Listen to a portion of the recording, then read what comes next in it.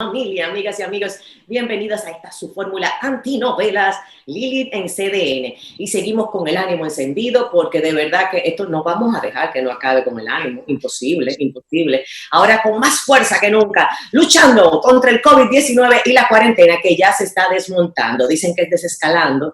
Bueno, desmontando para mí. Hacerlo con mucha prudencia, con mucho cuidado, señores. En los momentos en que uno flexibiliza, hemos visto en otros escenarios del mundo, es cuando empiezan los contagios a incrementarse. Así es que tenemos que irnos desmontando, es verdad, el bolsillo apremia, pero vamos a hacerlo con conciencia, cero aglutinamiento de personas. No en grupo que haya más de 5 o 6 personas, no, y se mantiene la distancia y se mantiene también su mascarilla. Y si no se quiere poner la mascarilla, quédese en su casa, que también se goza. Y aquí estoy, caramba, con Kirsis Lorenzo, pero a ti te ha ido bien en cuarentena, Kirsis. Cero smoke. No, pero lo tuyo como a la fe, así no, mi amor. Qué bueno contactarte por aquí. Les cuento a la audiencia, tenemos por supuesto a nuestra coach, escritora, conferencista, Kirsi Lorenzo, que viene a tratarnos justamente de este tema tan fundamental, la inteligencia emocional en cuarentena. Y hemos estado debatiendo, yo se la voy a poner difícil, se los prometo, que voy a preguntar todo lo que usted preguntaría. Como es martes, ustedes saben que los martes son de los economontros. Hoy tenemos al pleno incompleto, pero muy bien respaldado. Héctor Guillani Curi y Rafael Espinal con nosotros. José Alfredo se excusa esta noche. Y vamos a tratar 2 temas con los economontros de punta, o sea, lo último que está en la palestra. Hablaremos de las expectativas económicas, por supuesto, en este escenario de reapertura parcial, y también la operación de los 40,000 millones de pesos, mucho dinero, que se realizó recientemente entre las AFPs y Hacienda. ¿Cuáles son las implicaciones para nosotros, los humildes mortales que no queremos contagiarnos? Kirsis, bienvenida de nuevo. Hola. Bueno, hay que darle energía a la gente. Tú sabes que esto es una carrera de resistencia, Kirsi. Uno arranca con ánimo, uno después se pone medio complicado, medio chivo, después vuelve y coge ánimo, hay un día bueno, hay un día malo. Y aunque tu tema obviamente es fundamental, la inteligencia emocional en tiempo de cuarentena, es más fácil decirlo y leerlo que realmente en una carrera de resistencia, que es a lo que yo llamo esta situación, hacerlo, la pura verdad. Da más trabajo de lo que hacerlo, ejecutarlo, de lo que resulta, tú sabes, comentarlo y leerlo. Vamos a hablar claro. Dime si no. Mira, la verdad es que como yo tengo tantos años en este camino, yo te puedo decir que a mí no me ha costado en lo personal mantenerme en un buen espíritu durante estos 50 días en los cuales he estado trancada en mi casa, junto a 5 muchachos. ¿Qué edades tienen tus hijos? La mayor tiene 23, los trillizos tienen 15 y la chiquita tiene 9. ¿Tú tienes y es una prueba, pero yo te digo que yo me he pasado todo este tiempo muy, muy productiva y ayudando, porque lo interesante de este proceso es que lo que pasa con la mente es que nuestra mente, nosotros no lo sabemos, pero nuestra mente es egoísta. Nos preocupamos mucho por nosotros mismos. Me siento mal, no voy a comer. Entonces, todo ese sentimiento, y ahí va con la inteligencia emocional, todo ese sentimiento lo que hace es que te abruma, te deprime, te incapacita. Y desde ese lugar, en el cuerpo se genera una química que te imposibilita moverte, avanzar. Entonces, cuando yo dejo de pensar en mí, en mi propio miedo, en mi propio dolor, y yo pienso en los demás, en cómo yo no puedo convertirme en un mal modelo de mis hijos. Yo lo necesito a ellos con buen ánimo para que todos los días cojan su clase, para que no vean este evento como algo que los mutila. Qué bueno. Perdona la interrupción, Kirsi, pero qué bueno que lo dices porque el ánimo se pega, o sea, es tan contagioso como el COVID. Yo lo he dicho en varios talleres que he estado dando, es tan contagioso como el COVID, o sea, que tan cuidadoso con el ánimo como con la salud integral física. Claro. Y otra cosa importante es que los hijos se comportan como nos comportamos nosotros. Claro. O sea, yo no me puedo parar de la cama y estoy deprimida, vuelto un etcétera. Ellos van a hacer lo mismo porque ellos van a decir, la lección que me está dejando esto es que esta es la forma de actuar en esas circunstancias. Entonces, si yo me olvido de mi propio pesar y eso, no es que yo no tenga problemas, no es que yo tenga incertidumbre, yo la tengo, pero yo sé, por lo que ya yo he aprendido con todo este camino que he recorrido como coach, que no me sirve quedarme ahí. Entonces, cuando yo pienso en ellos y me levanto todos los días con ánimo, le preparo el desayuno con amor y le preparo la comidita y le hago los friticos y le hago la comida súper hermosa, como si no estuviese pasando nada, eso genera un clima en todo el hogar, entre nosotros 6, que nos mantiene en una energía en toda la casa que nos permite que todos los días vivamos con esto.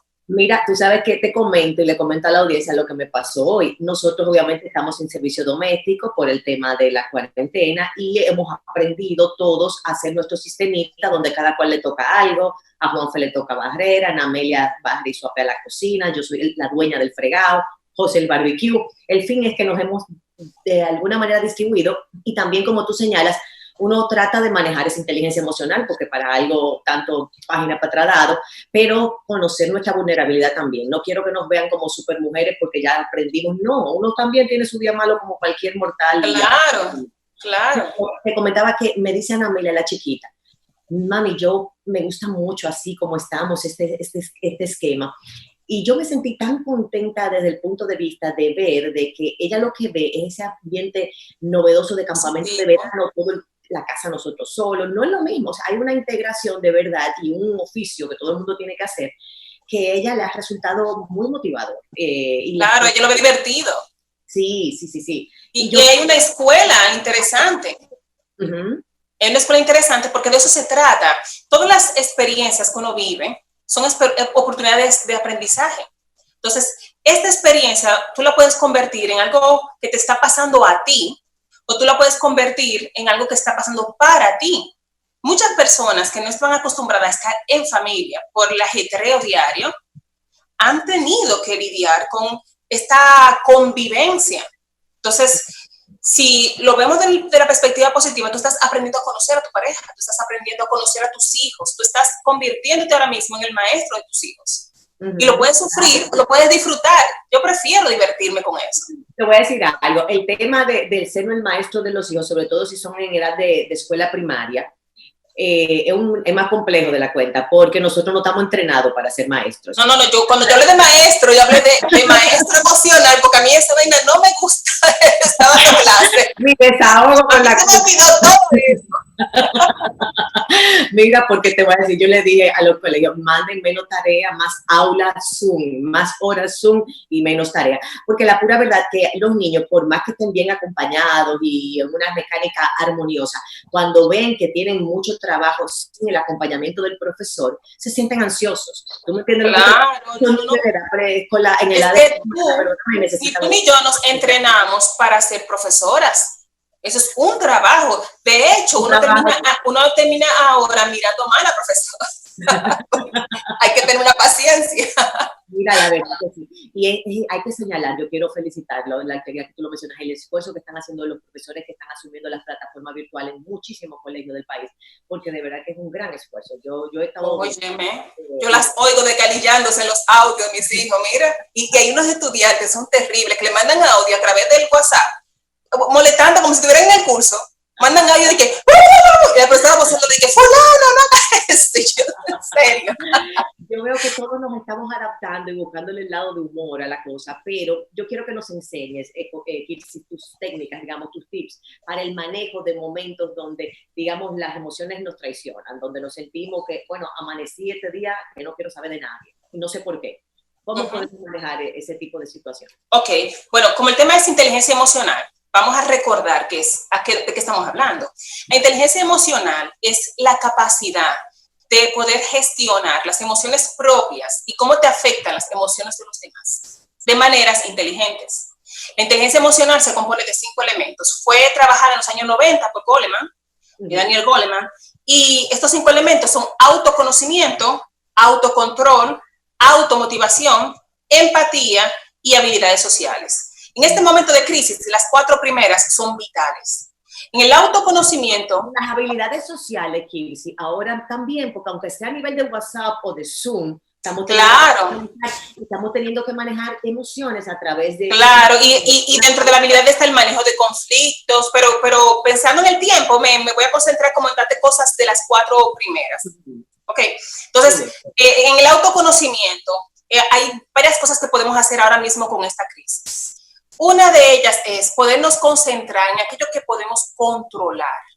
Muchos de nosotros, con el tema de las emociones, porque aquí la clave del asunto es las emociones. Para poder sobrevivir a esta circunstancia, tenemos que mantenernos en estados químicos que nos permitan sobrevivir, porque esto se trata no de estar cómodo, no de seguir la vida como era antes, es de sobrevivir, de llegar nosotros sanos y nuestra familia, que depende de nosotros, al término de este proceso, sanos emocionalmente, intelectualmente, físicamente, para entonces volver a arrancar y tomar control de nuestras vidas y volver a redireccionar a donde queremos que esté.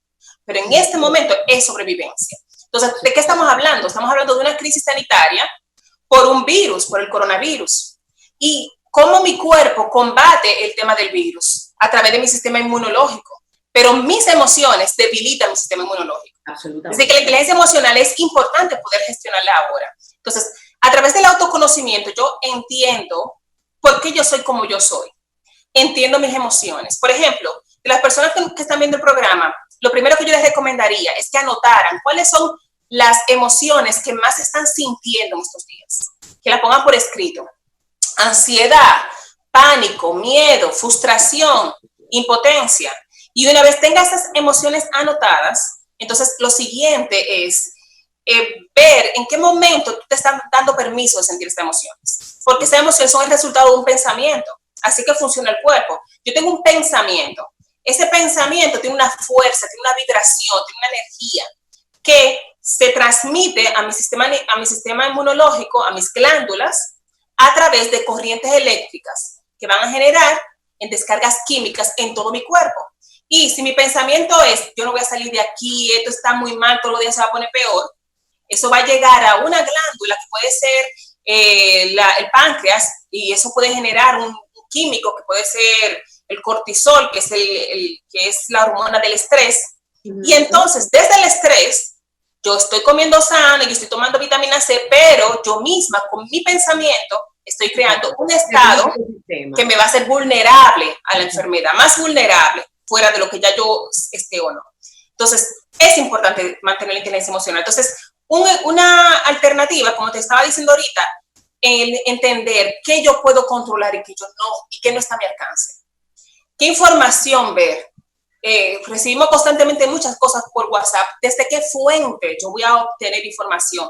¿Con qué frecuencia? Yo no puedo estar desde la mañana hasta llegar a la cama viendo todo lo que me mandan, porque eso crea un estado químico. Claro. Y luego yo soy el que cargo con ese estado químico. Entonces, cuando yo me concentro en lo que yo puedo controlar, en lo que está a mi alcance, y yo me focalizo en eso, yo comienzo a cambiar mi estado emocional y con ello la química de mi cuerpo. Otros recursos desde el autoconocimiento es que una vez yo veo esas emociones que yo anoté, yo identifico con qué frecuencia yo las siento. Si me suelo sentir con ansiedad, me pasa mucho en el día, entonces yo negocio con esa emoción, como tú decías ahorita. Yo me digo a mí misma, claro. mira Kilsi la loca. Mira a mí misma. Porque tenemos mentes, es decir, todos... Es bueno resaltar lo que hice, perdona la interrupción, pero de verdad, yo lo decía ahorita también casualmente en un taller, pero ciertamente hablar con uno mismo es de las cosas más terapéuticas que hay. En el imaginario popular la gente entendía que en la antigüedad, digamos, en tiempos atrás, que las personas que hablaban solos eran locos. Y realmente se ha descubierto que las personas que se hablan a sí mismos, que tienen diálogo consigo mismos, son genios. Entonces, fíjate cómo puede cambiar un precepto y un criterio de un tiempo a otro. Y nadie puede perdonarte mejor, comprenderte mejor, apapacharte mejor y valorarte mejor que tú mismo, porque esa valoración es la que tú vas a proyectar para que los demás... Claro, y que las palabras son energía. Entonces, si tú tienes una palabra, un pensamiento y no sale hacia afuera, se está congelando ahí y está haciendo un daño. Entonces, cuando tú lo externas, cuando tú te hablas, cuando tú sacas ese pensamiento, se convierte en otra cosa y por ende va a tener otro resultado. Entonces, en ese proceso de inteligencia emocional, donde yo identifico esa ansiosa en mí, yo no soy ansiosa. Hay una parte de mí que es ansiosa, como hay una parte de mí que es trabajadora, como hay una parte de mí que es perezosa. Entonces, esas partes que nosotros llamamos mentes, hay que negociar con ellas. Desde mi mente racional, que es la lógica, la analítica, la que sabe lo que quiere, la que sabe lo que tiene que hacer, yo tengo que sentarme, y así mismo como tú estás diciendo, y eso no es de locos, eso es una técnica de programación neurolingüística que se llama posiciones perceptuales. Yo siento a mi ansiosa allí, la veo como ella se pone de greñada, comiéndose las uñas, y ahí yo le digo, mina ansiosa, ¿qué es lo que te pasa? ¿Tú quieres expresarte, ok, son las 8:15 de la noche, hasta las 10 de la noche, suéltate. Y tú deja que la ansiosa se manifieste. Y si la ansiosa lo que le gusta comer, deja que coma. Y si la ansiosa lo que le gusta comerse las uñas, haga la ansiosa, haga todo lo que vaya a hacer hasta las 10 de la noche. Cuando llegue las 10 y una, mientras no maltrate a nadie, porque hay ansiosas que le cogen con pelear. Claro, claro. Ojo, lo que pasa es que ese es tu patrón. Ya había que hacer otro proceso para cambiar tus patrones, pero eso fue lo que ella aprendió. Y si yo lo reprimo, esa energía se queda dentro y es peor. Entonces, lo que yo tengo que negociar es para que se pueda concentrar y externar en un lapso de tiempo que sea razonable. Porque si yo no hago esto, lo que me pasa es el día entero ansiosa. Claro, con las consecuencias. Esa energía. Que se sepa que yo no peleo aquí en la casa. Aquí. Si yo te estoy poniendo ejemplo de una amiga mía que yo conozco. Okay. Está buena esa. Y tu marido haciendo señas por atrás. Si tú ves toda la mueca que me está haciendo el producto. Entonces, tú agarras con esa ansiosa o con esa perezosa, por ejemplo, ay, yo quiero hacer un curso. Hay muchos cursos ahora mismo por redes, por internet. Pero me inscribo en el curso y cuando llega la hora del curso no me quiero parar de la cama. Entonces tú hablas con esa perezosa desde la cama y dile, ok, tiene 1 hora para dormir, roncar, soñar, lo que tú quieras. Pero a tal hora, en punto, nos vamos a levantar, vamos a poner nuestra mejor cara y vamos a hacer el curso. O vamos a ir a cocinar a los muchachos. O vamos a hacer lo que hay que hacer. Pero cuando tú le das permiso a que esa parte de ti se externe, la puedes cerrar, reprimirla, decirle, tú no te puedes sentir así. Es terrible porque esa energía está ahí. Y como yo no he hecho ningún proceso de transformación personal, esos aspectos de mí negativo están conmigo. Y yo no los puedo negar, yo los tengo que hacer que fluyan hasta que yo adquiera mejores herramientas. Pero eso en este punto puede ser muy útil, dejar que esa parte de mí salga por un tiempo X y luego, cuando se cumple ese tiempo, yo se firme en que ya esa parte no puede seguir y que yo tengo que irme a otro aspecto de mí. Esas son herramientas desde el autoconocimiento, desde el autocontrol, que normalmente nosotros sacamos emociones negativas porque hay alguien en el entorno que la está produciendo. Ahora mismo con el tema de la convivencia tenemos muchas situaciones. Parejas que se veían 3 veces al día, ahora se ven 24/7. En China, cuando ahora, como fue el primer país que vivió la experiencia y fue el primer país que abrió las puertas, de las estadísticas que se comparten, entre ellas información sobre marketing, información sobre cambios de hábitos de consumo, también surgió la información de que los divorcios aumentaron. No, entonces, claro, nos quedan 2 minutos, Kirsi, así que ya tú sabes, pónmele vitamina a eso. Ajá. Ok, entonces, ¿cómo yo cambio la manera en que me siento a nivel de las interacciones? Un recurso es crear reglas de convivencia con mi familia. La mayoría de los conflictos en este proceso de la cuarentena es porque yo me siento muy abrumada porque todo me toca a mí, o yo veo que fulanito no quiere hacer la tarea. Yo oigo mucho eso, me escriben mucho, fulanito no quiere hacer tarea. Nuestros hijos no tienen que querer hacer la tarea. El cerebro funciona evitando el dolor y buscando placer. No hay placer ni en bañarse, ni en hacer oficio, ni en hacer tarea. No hay placer. Ellos no tienen que querer hacerlo. Ellos no se tienen que parecer a mí. Ahora, yo como madre, como padre, tengo que ser lo suficientemente firme y coherente porque yo quiero lo mejor para mi hijo. Yo tengo que mantenerme en mi posición de que usted tiene que hacer eso, aunque usted no quiera. Y que hay un horario para eso. Si establecemos horarios para diversión, para responsabilidades, si distribuimos las tareas de manera equitativa, donde no cogemos y abusamos del hijo que es más bueno y que está más predispuesto, sino que a cada uno le damos responsabilidades de acuerdo a su edad y controlamos la diversión, cuántas horas de televisión, cuántas horas de celular, cuántas horas de Wi-Fi. Si hacemos todos esos controles, entonces podemos recuperar la armonía en el entorno. Los primeros días va a ser difícil, pero una vez está establecido y los adultos negocian y comunican a los hijos cuáles son las consecuencias de no cumplir, porque hay castigo por lo que no se hace, van a ver que la paz regresa. Tú eres una nazi, Kirsi, tú eres una nazi, tú no eres fácil. Mira, no, para nada. La verdad que necesitamos rigor desde el punto de vista de que tenemos que crear un orden. Después del shock y después de asumirlo, hay que crear una nueva rutina. Yo creo mucho en la flexibilidad y la tolerancia, te confieso, porque son momentos donde es mucho mejor. Si el mundo se paró, ¿por qué tiene que ir uno a millón? O sea, espérate, vamos todo el paso. Pero al fin y al cabo, tú sabes que tú tienes 5 hijos, o sea, a ti te toca, vete ahí. Disciplina. Y eso es amor. El amor no decirle siempre sí a todo el mundo. El amor es cuando tú quieres lo mejor para ellos, tú sabes que tú tienes que ser firme para que mañana ellos se conviertan en la mejor versión de ellos mismos. Claro, así mismo se necesita esa mano de seda con guante también, y su manito de hierro con guante de seda. Gracias a Kirsi Lorenzo, esperamos seguir hablando de todos estos temas, nos falta el liderazgo y todo eso. Kirsi, muchísimas gracias por conectar con nosotros. Siempre un placer. De verdad que sí, a mí me encanta. Yo me siento que estamos hablando tú y yo sola, se me olvidó hasta el público, pero ustedes son los protagonistas. Despedimos a Kirsi, vamos a una pausa y regresamos con los economonstruos y estos 2 temas tan importantes, señores. Los 40,000 millones de la AFP en esa operación con Hacienda, vamos a ver para dónde, qué impacto tiene con nosotros, y por supuesto también esta nueva reinserción, esta nueva reapertura, cuál es el impacto económico. 2 temazos, así que mantenga la sintonía.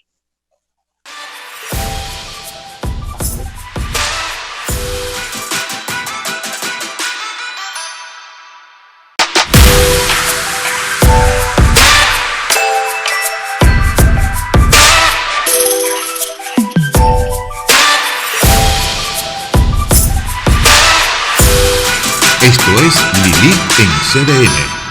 Hey, y seguimos aquí en su fórmula antinovelas, la fórmula anti-COVID. Lilith en CDN. Qué bueno contar con su sintonía porque llegamos a grandes ligas. Señores, los economonstruos con nosotros para analizar la capicúa caliente de la economía. Caramba, hoy nos gusta y nos honra tener a Rafael Espinal, coordinador de la Escuela de Economía del INTEC, el profe, el gran profesor de economía, el que mejor explica, y Héctor Giuliani Curi, nuestro macroeconomista que tiene menudo para devolver de todo. Un placer, un honor de verdad recibirlos. Excusamos a José Alfredo Guerrero porque hoy tenía otros compromisos. Y los temas que nos competen en agenda son 2. Expectativas económicas para esta reapertura parcial que ya se ejecutará a partir de mañana miércoles, y también la operación que recientemente se ejecutó por 40,000 millones de pesos entre las AFP, que esos fondos se han debatido mucho, y Hacienda. Arrancamos con la AFP y Hacienda, ¿les parece? Economonstruos. Perfecto. Muy buenas noches, Lili. Adelante. Bueno, pues cuéntame, Héctor, vamos a arrancar contigo. Cuéntame un poquito. La gente está confundida con esta operación que, dicho sea de paso, no se ha sabido mucho, ¿no? Los detalles de la misma. Siento que no se ha informado con lujo de detalles de qué se trata la operación. No sé si tú has tenido información más detallada, pero queremos saber en cuanto al escenario que se había debatido de la devolución de los fondos a los asegurados, digamos. Este escenario, ¿cómo se compara? ¿De qué se trata? Okay. Bueno, Lili, quien descubrió en realidad esta transacción, porque las autoridades... Porque las autoridades no lo habían anunciado, fue Eduardo Tejera, que escribió un artículo al respecto. Fíjate, a mí me gustaría explicarle a la gente los pormenores de la transacción, tanto cuando participa el gobierno como cuando es la devolución a los afiliados. Exacto. Vamos a ver la transacción desde el punto de vista de las AFP, el Banco Central y el gobierno primero, y vamos a ver cuáles son sus efectos. Mira, las AFP lo que hicieron fue que le vendieron títulos por 40,000 millones al Banco Central, y el Banco Central le compró esos títulos y le emitió 40,000 millones de pesos a favor de las AFP. Las AFP depositan ese dinero en sus cuentas de depósito en los bancos comerciales. Y entonces, ¿qué ocurre? en este proceso el Banco Central emitió 40.000 millones de pesos. Y también la oferta monetaria, al aumentar los depósitos de las AFP en 40.000 millones, también aumenta en 40.000 millones. ¿Qué ocurre? Cuando las AFP van y compran 40.000 millones en títulos al gobierno, el gobierno recibe esos 40.000 millones que salen de las cuentas de las AFP en los bancos comerciales y el gobierno lo deposita en su cuenta del Banco de Reservas. ¿Ok? Entonces, básicamente, ¿qué ha ocurrido en todo este proceso?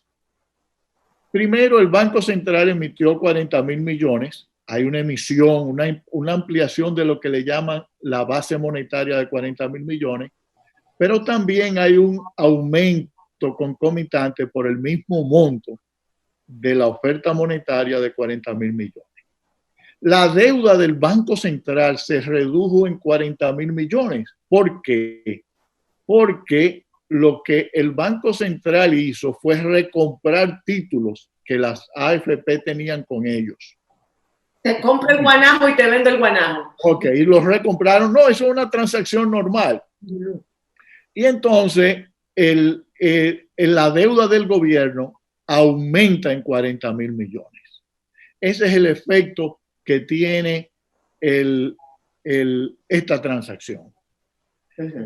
Ahora, fíjate que hay dos aspectos aquí. Hay un aumento de la emisión de 40.000 millones y un aumento también en la oferta monetaria por el mismo monto. No quiero entrar en el detalle de por qué, porque ya es unos aspectos técnicos que podríamos dejarlo para otra ocasión. Ahora vamos a ver cuál es el efecto que tendría si la transacción es entre las AFP, el Banco Central y los afiliados. El Banco Central sí puede recomprar sus propios bonos. Y vamos a suponer que las AFP le venden esos 40.000 millones al Banco Central. El Banco Central viene y emite 40.000 millones y lo deposita en las cuentas de las AFP en los bancos comerciales. ¿Qué ha ocurrido ahí? Ha ocurrido un aumento, uno, en la emisión monetaria y en la oferta monetaria de 40.000 millones de pesos. Ahora, ¿qué pasa si las AFP le entregan ese dinero a los depositantes? Simplemente los depósitos que estaban en una cuenta que se llama AFP se repartiría entre miles de depósitos en diferentes bancos a nombre de cada afiliado de la AFP. Es decir, simplemente hay un cambio de depósito de 40.000 millones en la AFP a todos sus depositantes. O sea, es una inversión de las AFP en instrumentos del gobierno. No, salimos del gobierno, fíjate, aquí no ha entrado el gobierno. Esto es entre el Banco Central, entre las AFP, el Banco Central y los afiliados. Las AFP le compran, les revenden los certificados al Banco Central. El Banco Central le entrega 40.000 millones y las AFP vienen y le entregan esos 40.000 millones a los afiliados. ¿Qué pasó? Hubo un aumento en la emisión monetaria, hubo un aumento en la oferta monetaria también por 40.000 millones, hubo una reducción en la deuda del Banco Central en títulos de 40.000 millones, y quiero poner eso en títulos, ¿ok? De 40.000 millones, y también va a haber una reducción en el patrimonio de los afiliados por un monto de 40.000 millones. Ahora, esta es una transacción que tiene los mismos efectos monetarios, ya sea el gobierno que la haga o para los afiliados. ¿Ok? Entonces, tanto los afiliados como el gobierno van a agarrar y van a gastar ese dinero. Porque el gobierno quiere ese dinero porque se le han caído los ingresos fiscales y lo va a gastar en los diferentes programas de ayuda que tiene. Y los afiliados, que van a ser los que contribuyen a la AFP, también van a gastar ese dinero. Es decir, es el mismo gasto, Lo único que uno lo hace el gobierno y lo otro lo hacen los afiliados. Los efectos serían los mismos en términos macroeconómicos. Macroeconómicos, claro. Lo que entonces tendríamos, vamos a decir, lo que pudiera ser un escenario diverso, que no se sabe, o que es el uso que se den a esos recursos, porque bajo el escenario de devolver a los afiliados, a cada cual en particular se le devolvería un monto. Aquí es vamos a decir, el criterio del gobierno del Estado, el cómo va a priorizar y manejar esos recursos. No necesariamente se va a devolver al mismo afiliado. No, lógicamente. Yo lo que quería era entrar en el aspecto macroeconómico. Uh-huh. Evidentemente, fíjate, en todas partes del mundo son los gobiernos que toman este tipo de decisiones, se financian a través del mercado de capitales y financian sus déficits para gastar. No se hace haciéndole devoluciones a los afiliados. ¿Por qué? Porque estas son instituciones que se crearon con un propósito y el propósito es pagar en el momento del retiro a esos afiliados una suma, una anualidad o una mensualidad a través de los años que esa persona viva. Claro, claro. Es la seguridad también del sistema, porque obviamente el gente que no trabajan tenemos que tenerle un ingreso, sino cómo viven. Y fíjate una cosa, en realidad en todos los países del mundo, los fondos de pensiones le pueden pagar a sus afiliados su pensión futura precisamente porque lo invierten en los instrumentos más seguros del mercado. ¿Y cuáles son los instrumentos más seguros del mercado? Son los instrumentos del gobierno. Y en el caso de la República Dominicana, del Banco Central, porque el Banco Central simplemente crea el dinero, que le vale milésima de centavo. Entonces, por eso es que los bancos, los fondos de pensiones invierten ese dinero para poderle asegurar una renta futura mayor.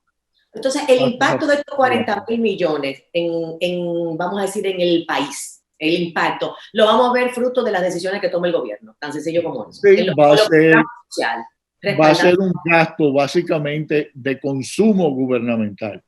Igual que si se lo dan a los afiliados, va a ser un gasto de consumo individual. Individual, exacto. Pero los dos son gastos y los dos van a tener más o menos los mismos efectos.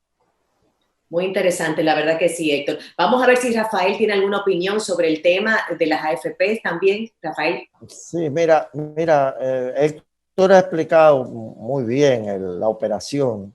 Hay algunos aspectos que podríamos tal vez comentar. Por ejemplo, si bien es cierto que el Banco Central ha disminuido su deuda, la deuda total del Estado no ha disminuido porque ha pasado del Banco Central al Ministerio de Hacienda.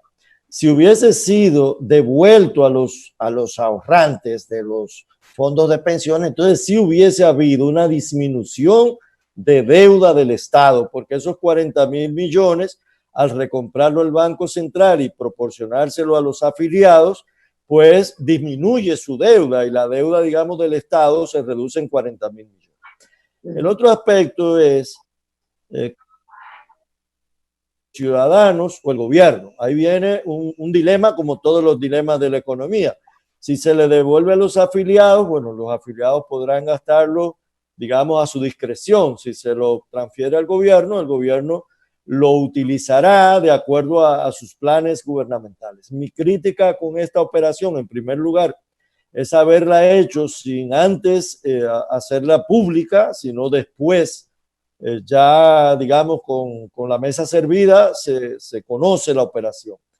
Y el domingo pasado debieron haber sido las elecciones. Es decir, ahora deberíamos estar en un periodo de transición y tomar unas decisiones de esta manera que proporcionan 40.000 millones de pesos al gobierno a menos de 60 días de las elecciones es una operación política. Técnicamente correcta, pero políticamente, digamos, cuestionable. Desde claro, el punto de vista político es cuestionable porque tú le estás dando a un gobierno que ya está en un periodo que debió haber sido de transición, está tomando decisiones que comprometen un endeudamiento por parte del gobierno, ya no del Banco Central, por parte directamente del gobierno, con un cambio que va a ocurrir va a tener implicaciones en a menos de largo 90 plazo. años. O sea, están tomando decisiones que van a responder al próximo gobierno, sea del gobierno de partido, el oficial, o sea, un nuevo... Así es, y no solamente decisiones por la vía de la deuda del gobierno, sino también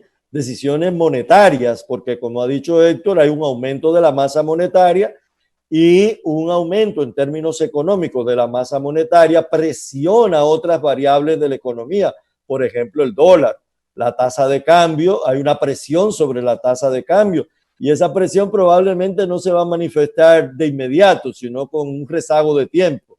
Lo que quiere decir que es al gobierno que viene que va a presionar. El golpe en caliente no duele, Rafael. El golpe en caliente no duele. Después cuando se enfría que va a empezar a doler. Vamos a una pausa y regresamos con más. Muchísimas gracias. Tremenda explicación. La verdad que muy, muy ilustrados con el tema. Vamos a regresar con la reapertura, las expectativas económicas que tenemos tras esta reapertura parcial de la economía. Volvemos en breve.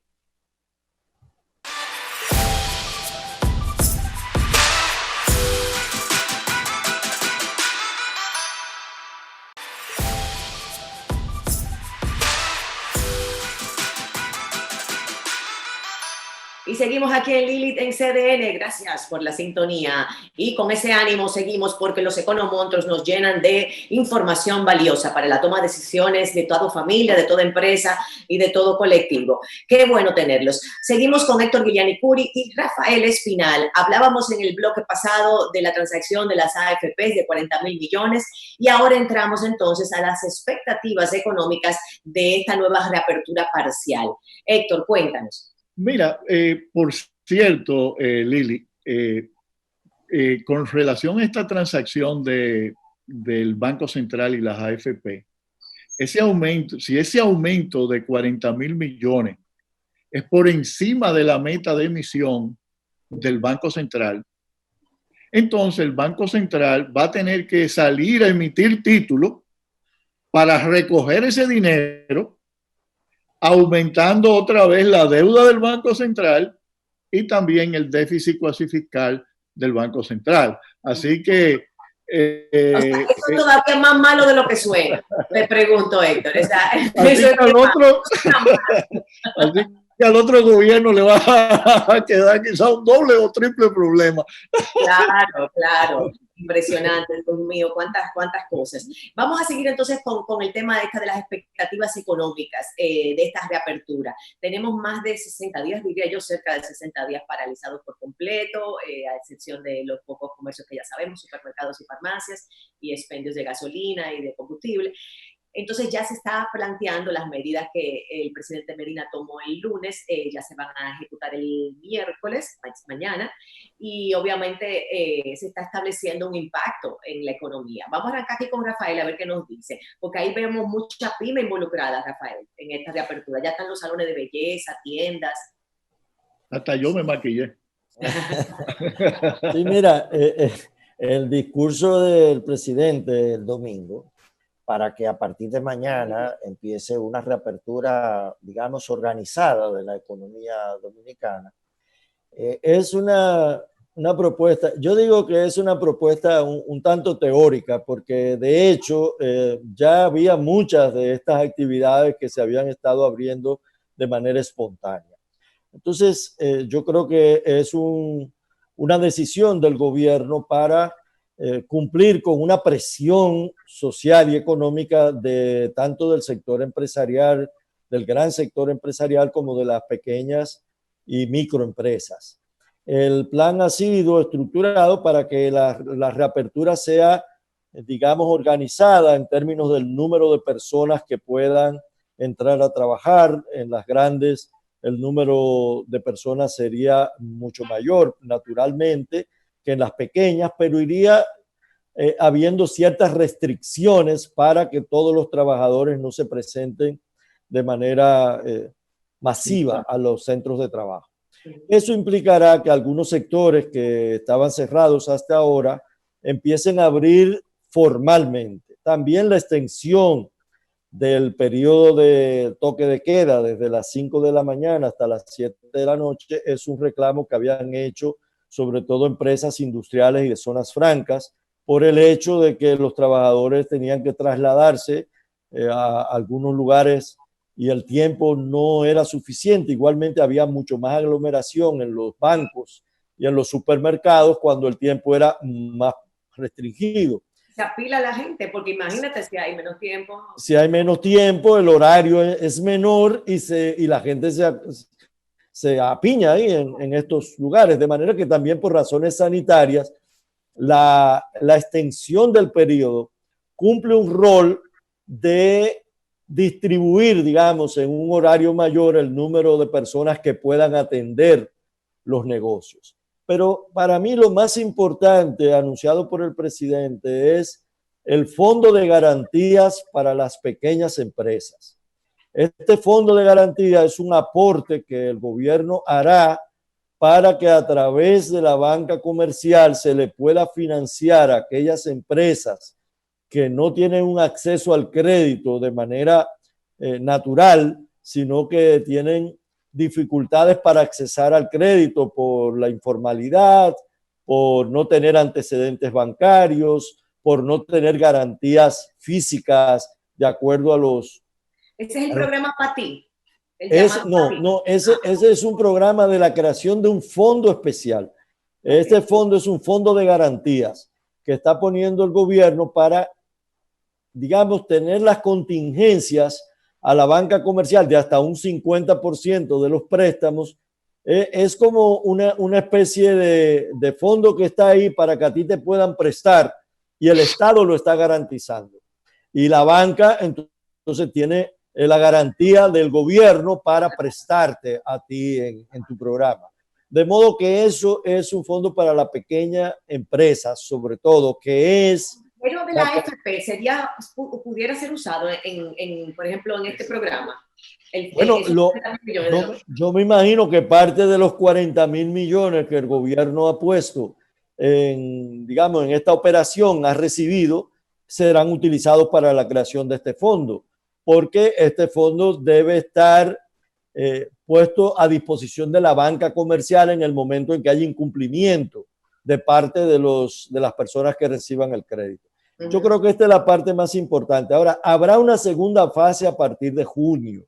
El presidente anunció que ahora se van a abrir algunos tipos de negocios, pero hay actividades que no van a ser abiertas. Por ejemplo, las actividades deportivas, los cines, los restaurantes, digamos, recibiendo al público, algunas actividades que conglomeran personas. Ahora, este proceso va a depender mucho del comportamiento de la pandemia. Dependiendo de la pandemia, podrá o no mantenerse esa apertura. Es un programa que yo lo encuentro correcto en medio de esta situación, porque las presiones de la economía dominicana obligaban a tomar ya este tipo de decisiones. Sobre todo porque las decisiones por la vía de salud ya han mostrado que, por lo menos, aunque el número de contagios sigue siendo importante, el número de personas que fallece no es tan elevado o es mucho más controlado. El número de pacientes que se recuperan o que no tienen que ir a los hospitales y sobre todo a los cuidados intensivos ha disminuido y por tanto hay que ir dándole apertura, y esto está ocurriendo en todas partes del mundo y hay un programa más o menos establecido que están siguiendo los gobiernos. Creo que el gobierno dominicano desde ese punto de vista ha actuado correctamente. Qué bueno oír eso, de verdad que sí. Y la pura verdad es que esperamos que va a haber una reactivación porque están abriendo más comercios ya de manera oficial. Lo que nos preocupa quizás es el amontonamiento y la rigurosidad para manejar ese distanciamiento social, fruto de que nosotros no tenemos esa cultura, Rafael y Héctor. O sea, hay que ver después de la reapertura cómo se comportan los números del COVID también. tú sabes, eso es una situación de verdad a tomar en cuenta. Entonces, a nivel de impacto en este desmonte parcial para la familia dominicana, para el empleado, ¿qué podemos estar esperando fruto de esta, vamos a decir, reaperturita o aperturita más bien parcial? ¿Qué podemos, va a mejorar la situación? ¿Se va a manejar más dinero en la calle? Mira, Lili, yo creo que en este programa dije una vez que el impacto de COVID lo podíamos ver como en dos partes. Uno, cuando entró el COVID, había una parte de la economía que es de bienes esenciales, que son supermercados y eso, que quedó funcionando. Y la otra parte de no esencial, que simplemente se cayó, dejó de funcionar. A esa parte no esencial, los programas de ayuda del gobierno lo mantuvo como en respiración artificial, ¿no? Con transferencia de alimentos y con transferencia también de dinero. Y por lo menos ese sector pudo mantener sus gastos en bienes esenciales. El otro sector, que son personas que trabajaban desde casa o que mantuvieron sus empleos o que estaban en sectores que estaban trabajando, también solamente podían gastar en alimentos principalmente. Y ese sector ahorró. ¿Qué va a ocurrir ahora con la reapertura de la economía? Todos esos bienes y servicios que ellos no pudieron comprar durante la cuarentena, va a salir al mercado y va a tener un impulso sobre la economía y también va a tener un impulso sobre la demanda de dólares en el mercado y presiones en eso. Pero eso creo que va a ser como un golpe de una vez, ¿no? Y que va a durar por cierto tiempo, porque hay otros sectores importantes de la economía que no se van a poder reactivar y que son fuente de numerosos empleos, como es el sector turismo. Claro. Y también todo el sector de restaurantes y salones. Bares, o sea, ¿sabes? Todo lo que es, vamos a decir, actividad de entretenimiento. Todo lo que es industria de entretenimiento está siendo cerrado, no ha podido abrir nada. Entonces, el desempleo puede ser que se mantenga alto en esos sectores que todavía van a quedar afectados, y también la demanda de dólares. Va a haber una demanda de dólares en todo ese periodo que probablemente el Banco Central la va a tener que financiar usando sus reservas internacionales o buscando préstamos internacionales, como el préstamo que recibió el gobierno de 600. Préstamo, Héctor. Bueno, mira, el préstamo que recibió de 650 millones del Fondo Monetario al país es un préstamo de apoyo presupuestario, lo que significa que el gobierno es el que va a gastar esos dólares. Cuando un país entra en un acuerdo de alta condicionalidad con el Fondo Monetario Internacional y el fondo te desembolsa dinero, no es para apoyo presupuestario, es para reservas internacionales.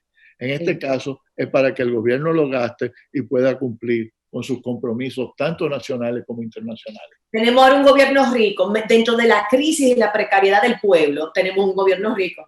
Bueno, y ese es otro punto importante de lo que mencionó Espinal.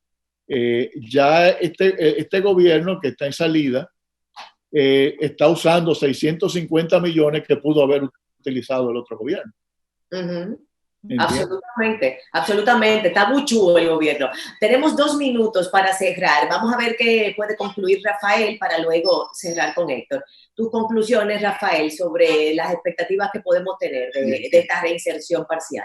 Sí, mira, yo te diría que... También el impacto en tiempo de campaña, me está anotando aquí el productor, porque la pura verdad es que se ha debatido mucho ese tema, o sea, con liquidez y con recursos y con problemas en el pueblo hay mucho que hacer. Mira, yo creo que por la vía de la liquidez, el gobierno ahora tiene suficiente liquidez para, de aquí a las elecciones, a actuar poniendo dinero en manos de las empresas y en manos de las personas. Y eso es un elemento político que hay que tomar en consideración. Ahora, en términos económicos, esta reapertura también tiene por delante retos. Por ejemplo, los trabajadores suspendidos por 90 días y el programa FASE no es un programa eterno. El gobierno no puede mantener permanentemente una nómina de las empresas privadas. Y además son 90 días. A los 90 días hay que tomar una decisión. O los suspendidos se reintegran al trabajo o se liquidan. Entonces ahí hay un tema por delante. ¿Cuántos de esos van a regresar al trabajo? Y habrá una actividad económica y una demanda suficiente como para que se puedan reintegrar todos. Eso está por delante. Lo otro es las facilidades que le han dado a los préstamos y a las tarjetas de crédito de 3 meses. Dentro de 3 meses hay que volver a pagar. Todos tendremos dinero para ir a pagar esa deuda que nos han exonerado. No estoy contando con que van a hacer negociaciones de deuda, consolidación de deuda, rebaja de deuda. Bueno, Yo estoy contando con eso. Señores, se nos ha ido el tiempo. Muchísimas gracias a Rafael Espinal, por supuesto también a Héctor Guiliani Curi por sus sabias perspectivas económicas. De verdad, siempre es un placer, un gran disfrute compartir con ustedes. Muchísimas gracias. Y a nuestra audiencia, gracias a ustedes por la sintonía, por ustedes, por sus comentarios, por todo eso que dicen lindo de nosotros. Por eso lo hacemos, con muchísimo compromiso y con los mejores aliados. Así es que esto es suyo, esta es su casa, disfrútela y deje la novela. Bye, bye, mañana nos vemos.